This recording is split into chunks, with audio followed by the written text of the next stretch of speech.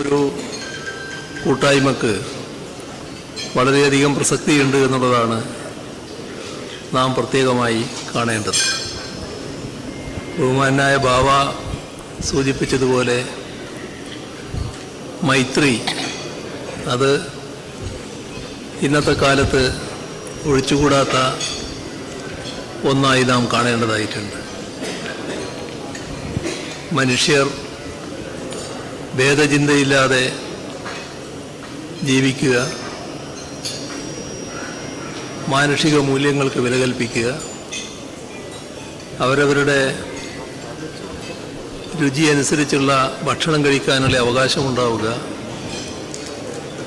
അവരവർക്ക് താല്പര്യമുള്ള വസ്ത്രം ധരിക്കാൻ അവകാശമുണ്ടാവുക, അവരവരുടെ വിശ്വാസമനുസരിച്ച്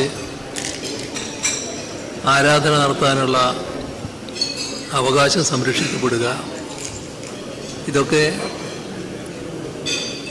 നമ്മുടെ രാജ്യത്ത് ഏറ്റവും പ്രധാനമായി കാണേണ്ട ഒരു കാലഘട്ടമാണിത്.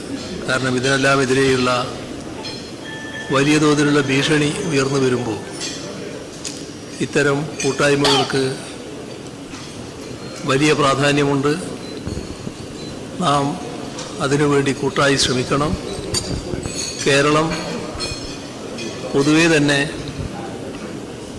ഇത്തരം മൂല്യങ്ങൾക്ക് വില കൽപ്പിച്ചുകൊണ്ടുള്ള ഒരു സമൂഹമായിട്ടാണ് തുടരുന്നത്.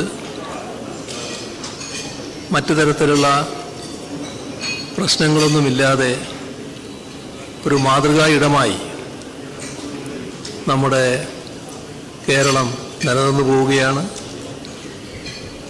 ജാതിഭേദവും മതദ്വേഷവും ഏതുമില്ലാതെ സർവരും സോദരത്വേന വാഴുന്ന മാതൃകാസ്ഥാനം എന്ന നിലയിൽ തന്നെ കേരളത്തെ മാറ്റി തീർക്കാൻ നമുക്ക് കഴിഞ്ഞിട്ടുണ്ട്.